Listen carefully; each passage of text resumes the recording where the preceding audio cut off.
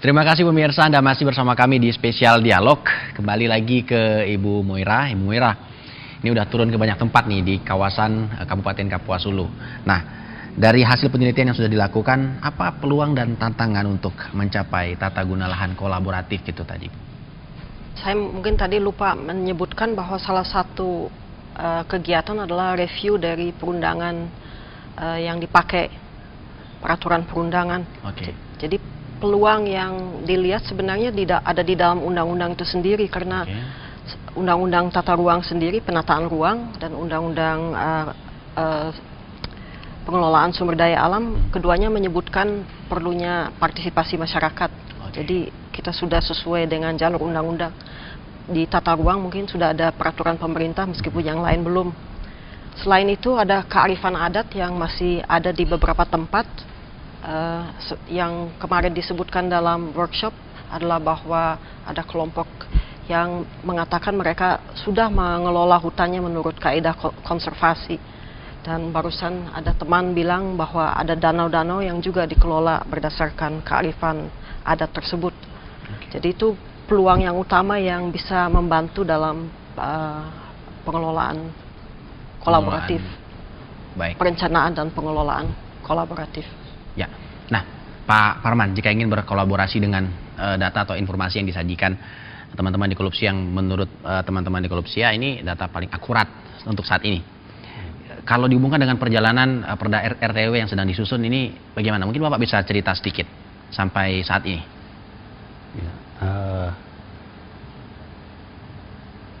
rencana tata ruang wilayah Kapuas Hulu yang sedang berproses sekarang ini nantinya akan ditindaklanjuti dengan regulasi yang lain. Jadi akan disusun juga rencana detail tata ruang, rencana tata ruang wilayah kawasan RT/RWK, dan peraturan zonasi. Gitu. Itu yang lebih detailnya nanti di situ. Gitu. Jadi RT/RW ini masih bersifat lebih global gitu. Baik. Lebih umum begitu. Lebih umum. Ya, nanti yang lebih detailnya di ketiga perencanaan yang saya sebutkan tadi. Ya, semoga apa yang telah dilakukan oleh Kolupsia akan bermanfaat bagi kami untuk melengkapi proses regulasi selanjutnya. Baik. Saya kira demikian. Nah, sampai saat ini komunikasi yang dibangun antara pemerintah daerah dengan pihak legislatif sendiri bagaimana? Itu tempo hari sudah dalam proses rapat konsultasi. Ya, jadi dari sekitar berapa pasal itu baru sampai pasal ya kira-kira separuhnya gitulah. Jadi mungkin masih ada proses lanjutan lah nanti. Karena targetnya kapan nih selesai nih? Bicara target agak susah juga gitu kan, karena dewannya juga yang sibuk sebelumnya gitu. Saja sudah molor gitu. Ya. Karena di tingkat juga masih ada kendala gitu. Ada beberapa yang belum ditetapkan dengan peraturan pemerintah, misalnya tentang Heart of Borneo kan. Lalu kawasan pengembangan ekonomi terpadu gitu kan, itu juga belum ada peraturan pemerintahnya yang mengakomodir itu gitu. Jadi RTW nasional sendiri peraturan pelaksanaannya belum terbit juga gitu kan. Itu saya kira gitu. Nah, ini kan kembali lagi ke soal, saya lebih tertarik bercerita tentang kabupaten konservasi itu Pak ya. Karena ketika border dibuka, bahkan sampai nanti perda ditetapkan, barang yang namanya kabupaten konservasi ini tetap menjadi pertimbangan yang cukup serius dalam mengelola. Di luar perjalanan perda RT/RW yang tersendat-sendat, ini Bapak melihat peluang apa lagi yang bisa didapatkan? Misalnya soal peningkatan PAD, kemudian jasa lingkungan. Ini bagaimana Pak? Saya pikir untuk terutama dengan kaitan dengan kabupaten konservasi ya. Nah, tentu Kabupaten Kapuas Hulu tadinya memang sudah terkenal di mata dunia ya. Hanya barangkali kesulitan kita masalah transportasi, termasuk juga sarana prasarana yang ada di tempat kita ya. Nah, saya yakin nanti dengan dibukanya border ini juga akan memudah turis-turis yang akan datang ke Kabupaten Kapuas Hulu, terutama ke daerah Danau Sentarum ini nanti. Nah, mudah-mudahan nanti insya Allah barangkali karena memang kita bekerja sama dengan BPPT ya.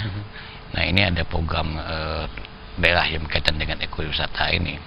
Nah, mungkin kalau tidak salah kami insya Allah kalau tidak kemarin bulan 10 ini kita sudah ke Jepang ya. Jepang artinya untuk mengakomodir termasuk program kita yang dijembatani oleh fasilitasi oleh BPPT ini.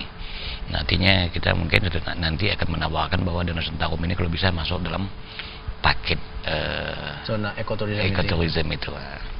Ada tambahan dari Pak Parman mungkin khusus buat ekoturism yang akan segera dilakukan oleh pemerintah daerah Kabupaten Kapuas Hulu? Ya. Jadi untuk yang berkaitan dengan ekowisata, kita sekarang ini tahap perencanaannya sedang menyusun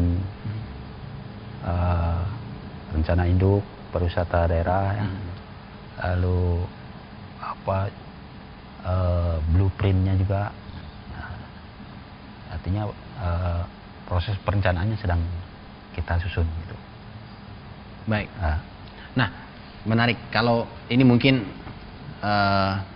saya tidak tahu datanya dipersiapkan atau tidak dengan teman-teman di Kolupsia khusus untuk pariwisataan yang teman-teman Kolupsia melihat langsung tentang kehidupan masyarakat setempat di lokasi-lokasi tertentu. Kira-kira ada yang namanya sadar wisata ceritanya nih. Sadar wisata. Artinya dukungan masyarakat kira-kira menurut Ibu seperti apa untuk pengembangan ke daerah Kapuas Hulu sebagai daerah ekowisata? Terus terang Kolupsia tidak terlalu memperhatikan masalah wisata. Tapi kalau ketika saya bulan Mei yang lalu bicara dengan orang, mereka memang sebenarnya memang mengharapkan banyak wisatawan.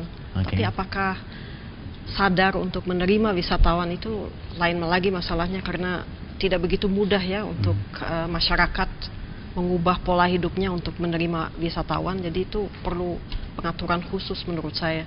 Lantas yang menurut Ibu urgen dilakukan sekarang ini untuk memenuhi kebutuhan masyarakat apa kira-kira? Sebenarnya Kabupaten Kapuas Hulu memang posisinya cukup sulit ya. Tapi kalau dalam undang-undang disebutkan bahwa dalam tata ruang itu ada daerah yang diambil untuk kepentingan umum, memang sewajarnya ada sedikit kompensasi. Dan tapi kompensasi atau imbal untuk jasa lingkungan itu tidak datang otomatis ya, harus dilakukan sesuatu untuk memperoleh itu.